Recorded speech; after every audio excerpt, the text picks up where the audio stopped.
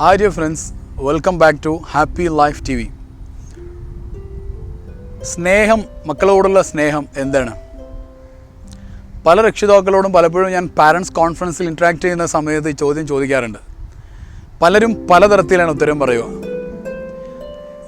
നമ്മൾ പലപ്പോഴും തെറ്റിദ്ധരിച്ചു പോയിരിക്കുന്ന ഒരു വിഷയത്തെക്കുറിച്ചാണ്, സ്നേഹം അതാണ് എന്ന് നാം തെറ്റിദ്ധരിച്ച ഒരു വിഷയത്തെക്കുറിച്ചാണ് ഇന്നത്തെ ചർച്ച. പല രക്ഷിതാക്കളുടെയും ഒരു വിശ്വാസം, ഒരു വിചാരം എന്ന് പറയുന്നത് മക്കൾക്ക് കുറേ ഒബ്ജക്റ്റുകൾ വാങ്ങിക്കൊടുക്കലാണ് സ്നേഹം എന്നതാണ്.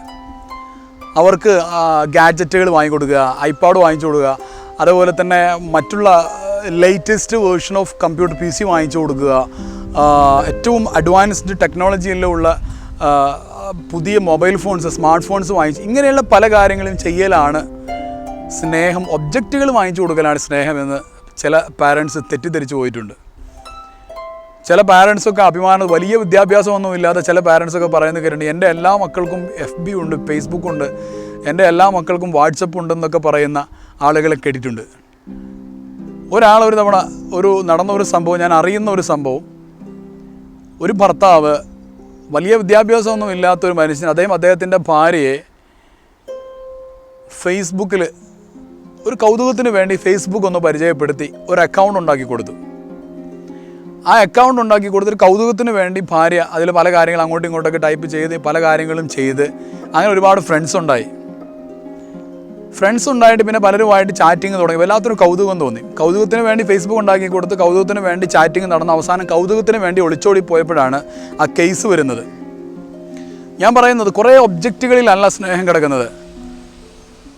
ആധുനികത നമ്മുടെ മക്കൾ അറിയേണ്ടതുണ്ട്. ആധുനികതയുടെ മുഴുവൻ സംവിധാനങ്ങളും നമ്മുടെ മക്കൾ അറിയേണ്ടതുണ്ട്. പോസിറ്റീവായ രീതിയിൽ അവരത് അറിയട്ടെ. നമ്മുടെ മക്കളുടെ ഗാഡ്ജറ്റുകൾ, അത് മൊബൈൽ ഫോണാണെങ്കിലും അതുപോലെ തന്നെ നോട്ട്സ് ആണെങ്കിലും ലാപ്ടോപ്സ് ആണെങ്കിലും പേഴ്സണൽ കമ്പ്യൂട്ടർ ആണെങ്കിലും ഇനി മറ്റെന്തൊക്കെ ഗാഡ്ജറ്റുകളാണെങ്കിലും അത് സ്നേഹത്തോടു കൂടെ ഇടയ്ക്ക് അവരെ വിശ്വാസത്തിൽ എടുത്തുകൊണ്ട് തന്നെ ഇടയ്ക്ക് ഒന്ന് ചെക്ക് ചെയ്യുവാൻ നമുക്ക് പറ്റുമെന്നുണ്ടെങ്കിൽ, അഥവാ നമ്മുടെ മക്കൾ പോലും അറിയാതെ എന്തെങ്കിലും തെറ്റുകൾക്ക് ആവശ്യമില്ലാത്ത വല്ല ഫയലുകളൊക്കെ അതിനകത്ത് കയറിക്കൂടി കഴിഞ്ഞാൽ അത് സ്നേഹത്തോടു കൂടെ അവർ തിരുത്താൻ നമുക്ക് സാധിക്കും.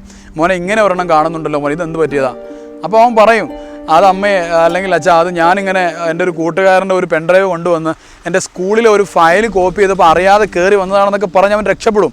അങ്ങനെ അറിയാതെയൊന്നും ഒരു ഫയൽ കയറി വരത്തൊന്നുമില്ല. എന്നാലും അവൻ പറയുമ്പോൾ അവനെ വിശ്വാസത്തിലെടുത്ത് അവനെ ഒന്ന് ഹഗ് ചെയ്തുകൊണ്ട് ഒന്ന് ചേർത്ത് പിടിച്ചുകൊണ്ട് പറയാം, എൻ്റെ മോൻ വഴി തെറ്റില്ലെന്ന് എനിക്കറിയാം, മോനെ അതായത് ഡിലീറ്റ് ചെയ്ത് നിങ്ങളുടെ മുമ്പിൽ വെച്ച് അവനത് ഡിലീറ്റ് ചെയ്ത് കളഞ്ഞോളും.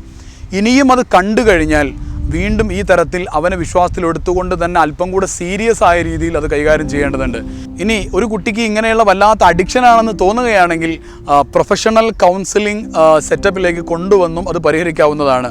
അപ്പോൾ മനസ്സിലാക്കുക, കുട്ടികൾ ആധുനികത അതിൻ്റേതായ പൂർണ്ണതയിൽ തന്നെ അറിയട്ടെ. പോസിറ്റീവായ രീതിയിൽ കുറേ ഒബ്ജക്റ്റുകളല്ല, കുറേ ഗാഡ്ജറ്റുകൾ വാങ്ങിക്കൊടുക്കുന്നതല്ല സ്നേഹം എന്ന് പറയുന്നത്. ഞാൻ ഓർക്കുകയാണ്, ഒരു തവണ ഒരു പിതാവ് എൻ്റെ അടുത്ത് വന്ന് സങ്കടത്തോടെ ഒരു കാര്യം പറഞ്ഞു. അദ്ദേഹം വന്നിട്ട് പറഞ്ഞു, എൻ്റെ മകള് പോയി എന്ന് പറഞ്ഞു. അപ്പോൾ ഞാൻ ചോദിച്ചു, എവിടെ പോയെന്ന് ചോദിച്ചു. കോളേജിൽ പോയതാണോ, അല്ലെങ്കിൽ വല്ല ഉപരിപഠനത്തിന് വേണ്ടി വിദേശത്ത് വല്ലതും പോയതിൻ്റെ സങ്കടം പറയുവാണോ? അതൊന്നുമല്ല. അദ്ദേഹം പറഞ്ഞു, എനിക്ക് ആകെയുള്ള ഒരേ ഒരു കുട്ടി, അതെൻ്റെ മകളായിരുന്നു. ആ മകള് ആവശ്യമുള്ള അവർ എന്തൊക്കെ പറഞ്ഞുവോ എല്ലാം ഞാൻ ചെയ്തു കൊടുത്തു. മോൾ എനിക്ക് സ്മാർട്ട് ഫോൺ വേണമെന്ന് പറഞ്ഞ് ഞാനത് വാങ്ങിച്ചു കൊടുത്തു. അതുപോലെ തന്നെ PC വേണമെന്ന് പറഞ്ഞ് ഞാൻ വാങ്ങിച്ചു കൊടുത്തു. ഇൻ്റർനെറ്റ് കണക്ഷൻ വേണമെന്ന് പറഞ്ഞ് ബ്രോഡ്ബാൻഡ് ഞാൻ എടുത്തു കൊടുത്ത്.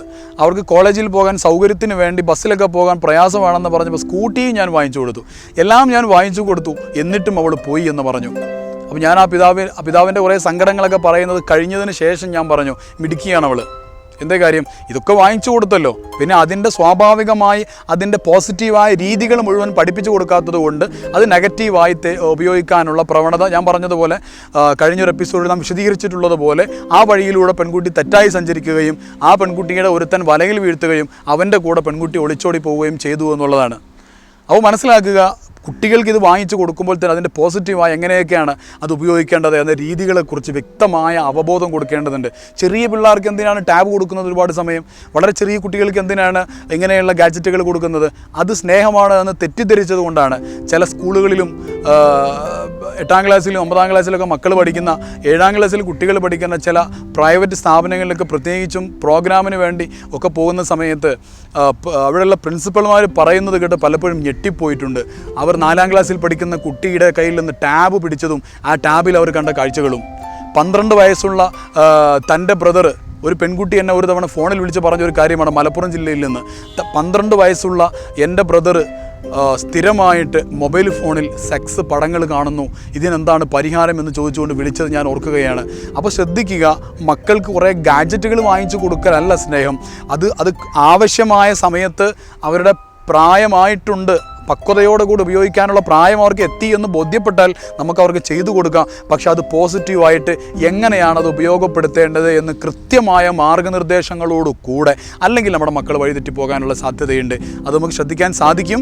അങ്ങനെ ആധുനികത കൂടെ പഠിച്ചുകൊണ്ട് പോസിറ്റീവായി ഉപയോഗിക്കേണ്ട മാർഗ്ഗങ്ങൾ അറിഞ്ഞുകൊണ്ട് നമ്മുടെ മക്കൾ വളർന്നു വരട്ടെ, ലോകത്തിൻ്റെ ഉയരങ്ങളിലേക്ക് അവർ വളർന്നു വരട്ടെ, നമ്മുടെ അഭിമാനത്തിൻ്റെ കുസുമങ്ങളായിട്ട് നമ്മുടെ മക്കൾ മാറട്ടെ എന്ന് ആശംസിക്കുന്നു. കൂടുതൽ വിഷയങ്ങളുമായി അടുത്ത എപ്പിസോഡുകൾ നമുക്ക് വീണ്ടും കാണാം.